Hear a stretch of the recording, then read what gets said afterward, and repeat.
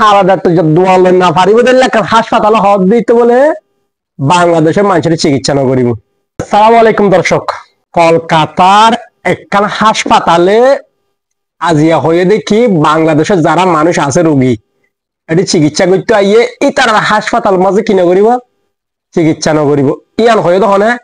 কলকাতার একখান হাসপাতাল, এই হাসপাতাল ইয়ানোর মাঝে আর রেডিয়ারে ট্যাং হালির একখান দোয়ান আছে হারা ডাক্তার যে দোয়ান এই দোয়ানের মাঝে পর্যন্ত ইতে কলকাতা হাসপাতাল ইয়ানত বলি আর হালা ডাক্তার যে দোয়ার মাঝে রোগী বেশি হালা ডাক্তার যে দোয়ান না পারিব দিলে হাসপাতাল হদ দিতে বলে বাংলাদেশের মানুষের চিকিৎসা না করিব। এটা হাসপাতাল ইয়ানোর মাঝে এক মাসের মাঝে যদি রোগী আনে সর্বোচ্চ আছে দুজন হিটার ফাইতে হদে বাংলাদেশের মানুষের কি নকরিব চিকিৎসা নকরিব, বাংলাদেশের মানুষের চিকিৎসা সেবা নকরিব। ওরা গরু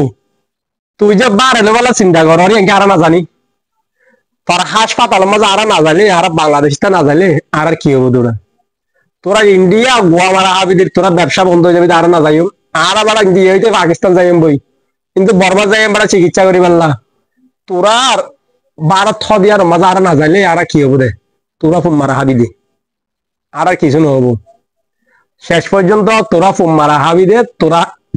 তোরা কি ব্যবসা বন্ধ হয়ে যাবি দে আর কিছু নহবো আর ডুববাস আর কিছু নাই তোরা ডুববাস বুঝছস না যে হাসপাতাল বাড়া আর একটা খালে হালাদা তো যেন না পারিব ই তারপর তো হদ বল আবার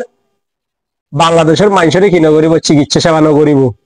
আসলে তুই যে বাইরে বলা চিন্তা কর তোর যে রোগী না যা মানে ইয়া কি হদ মানুষ আলোচনা তাই তোর দুয়া দিনের রোগী লই যাবে তুই চিন্তা কর দেন মানুষ না যাইব তোর রোগী তোর বাংলাদেশের তো না ইন্ডিয়ার তো পর্যন্ত 10-5টা রোগী আনি না চা বাংলাদেশের মানুষেরা বাদ দে ইন্ডিয়ার মানুষ যদি ফস্তু চিকিৎসা করি বলে তোর হাসপাতালের মাঝে তুই এদিন আরামে হইস তোর যদি ইন্ডিয়ার মানুষ চিকিৎসা করতে যা তোর হাসপাতাল এদিন আরা পর্যন্ত তোর হাসপাতালে বালা